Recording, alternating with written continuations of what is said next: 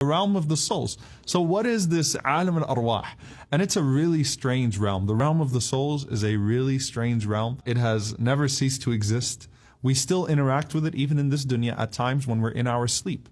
Partially, but not fully. As the scholars describe, when we pass away, Allah subhanahu wa ta'ala, He takes the souls at the time of death. But also, Allah subhanahu wa ta'ala says that whenever we go to sleep, Allah subhanahu wa ta'ala takes your souls. So your souls partially exit your body and they exit into this realm, or they enter into this realm of the souls. And when you're in this realm of the souls, you interact with things that you're not accustomed to interacting. So is it possible, for example, that you end up meeting another person in that realm? Absolutely. There are times that the soul would exit the body at the time of sleep, partially, and it would interact with another soul that's in alam al-arwah. That's not to say that every time someone sees someone that's passed away in their dreams that it's a true dream, but certainly it can be. Like when you see the Prophet sallallahu alaihi wasallam. May Allah subhanahu wa ta'ala grant us that ability to see him alayhi salatu wasalam in our dreams and on the Day of Judgment and in Jannat al-Firdaus. You know, you get a chance to see the Prophet sallallahu alaihi wasallam. Your soul interacted with a soul in that realm, which is so strange that we cannot define the parameters of that realm. We are completely clueless when it comes to that realm. In fact, Allah subhanahu wa ta'ala says to the Prophet ﷺ, 𝗟𝗓𝗡 and 𝗎𝗓. They ask you about the soul in general. And it's so complex that Allah subhanahu wa ta'ala says, قُلِ الرُّوحُ مِنْ أَمْرِ رَبِّي. Just say that the soul is from the affairs of your Lord. There is no way to even really fully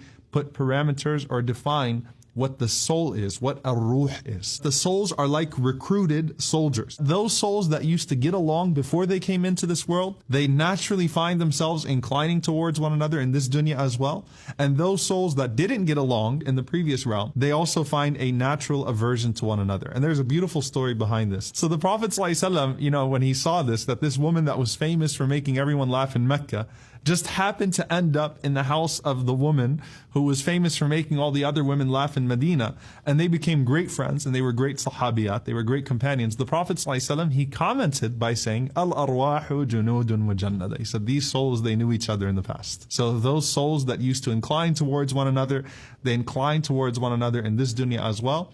And those souls that felt an aversion to one another, they still feel an aversion to one another as well. And that's why sometimes, subhanAllah, you meet someone for the first time and you're like, you know, I feel like I've met you before, and you naturally have an affinity towards that person. You just naturally feel like you've known each other your entire lives. You probably did. You probably used to sit with one another in that previous realm, and you probably liked one another in that previous realm. You do have divinely appointed friends, and those people that you love for the sake of Allah subhanahu wa ta'ala in particular, you probably loved each other in a previous realm as well. The believing souls will naturally be directed towards one another by Allah subhanahu wa ta'ala. So